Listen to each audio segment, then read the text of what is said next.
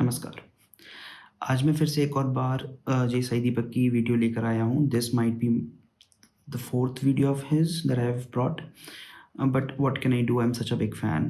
The way he articulates his thoughts, the way he puts them forward, the clear thinking on his feet.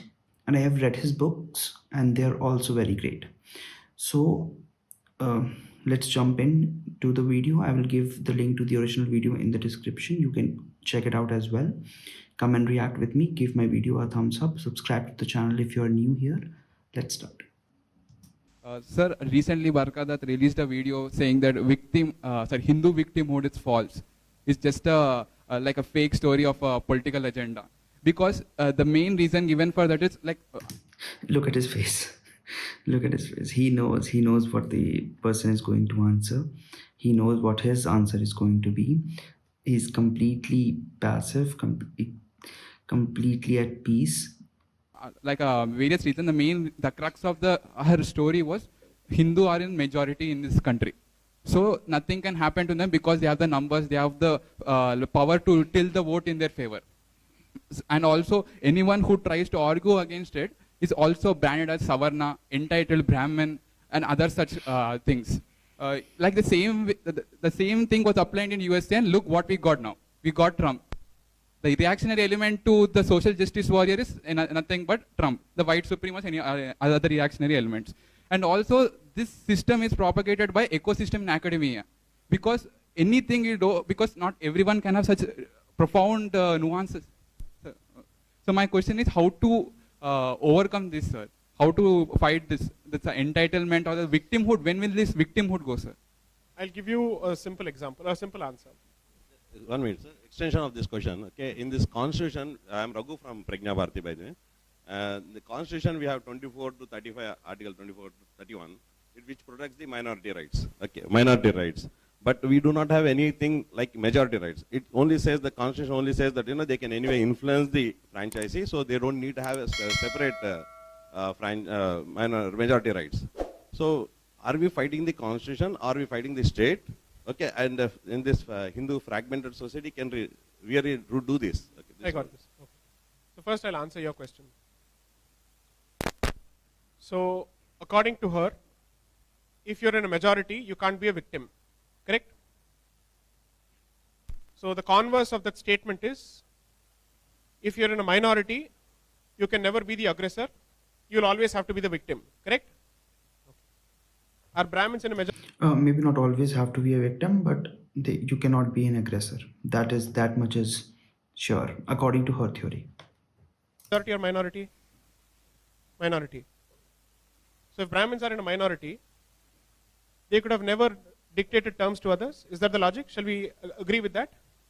Anybody who is less in number and does not enjoy numerical superiority is never in a position of dominance. Correct? That's the assumption. Brahmins were never in a majority. Why do you keep blaming Brahmins? Why do you keep bashing Brahmins all the time if, according to you, people who are in minority can never dominate others? It is not a question of numbers. What applies to Brahmins must also apply to others? Or is the logic different? If the logic is different, then it is convenience. Correct? I won't call it logic then. Correct? What was the number of Britishers when they left this country? Any guess? There were barely a few lakhs. What was the population of this country when those people left this country? 30 crores. Correct?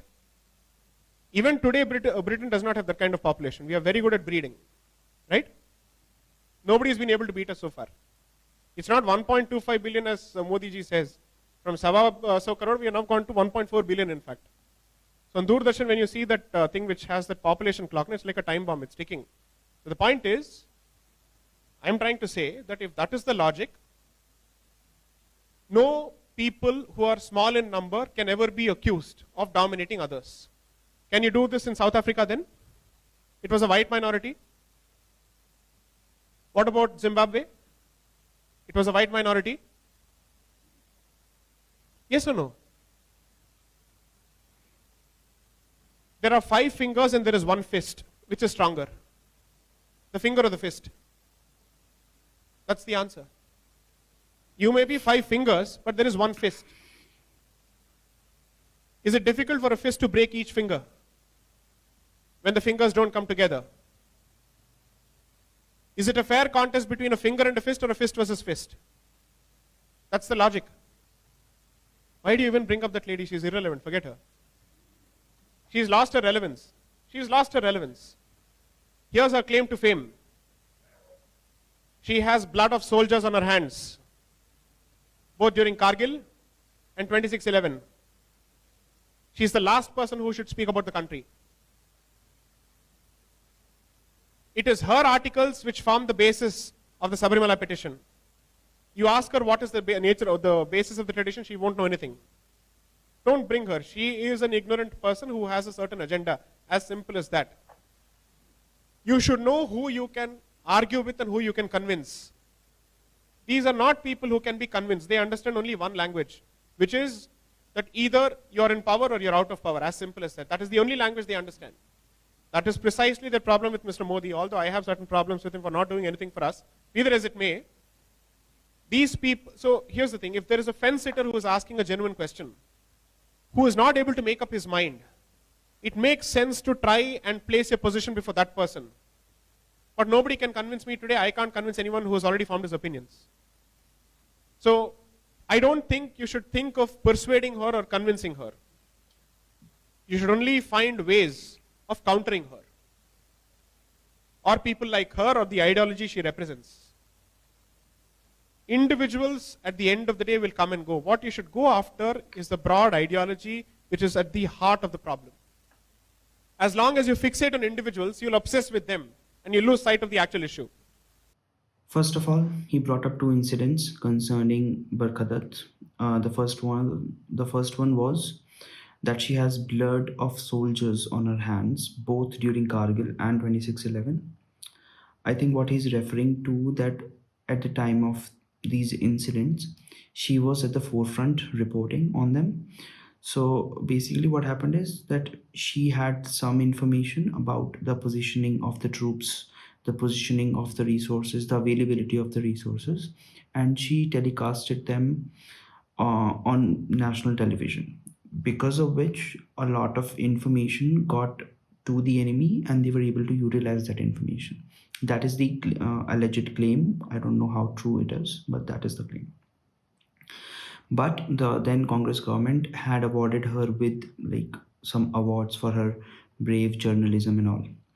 The second incident that he brought up was that her articles were the basis of Sabrimala uh, petition. Now, what this is that in the if you may already know, Sabrimala case was about the women's entry in Lord Ayyappa's temple. This is like a particular one temple. It's not about like a lot of temples, just one case where women were of certain age were not allowed to enter because Lord Ayyappa is like a celibate or whatever. It has some religious reasons and foundations. So according to Barkha Dutt and like her articles, the reason that women were not being allowed to enter inside these temples is that because they were of the menstruating age.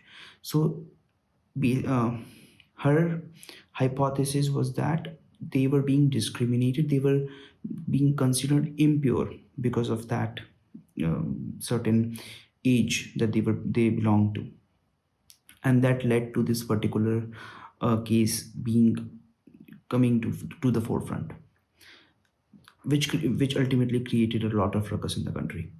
So these were the two incidents. Second thing he mentioned is that the minority majority logic, that if a certain group is in majority, they cannot be the victims, they can only be aggressors. So but that kind of logic doesn't work in our country. In our country, the Hindu religion, so to speak, is not like Christianity or Islam, where everyone is more or less united. They are more or less uh, following the same set of rules and all. Because if you consider Hindus only, then there are SCSTs who no one in their right mind can claim that they have ever been aggressors on anyone, right? because they have reservations and because of their own poor conditions. Secondly, we have OBCs who are also like backward classes. They couldn't have been aggressors as well. So which leaves out Kshatriyas and the Brahmins, who, if taken together, are also a minority. So that minority majority logic would not work in India. It was a very crude logic and very simple way of looking at things. I don't know how she came up with it. Even I can like find flaws in it. So that is it. He broke it down very well.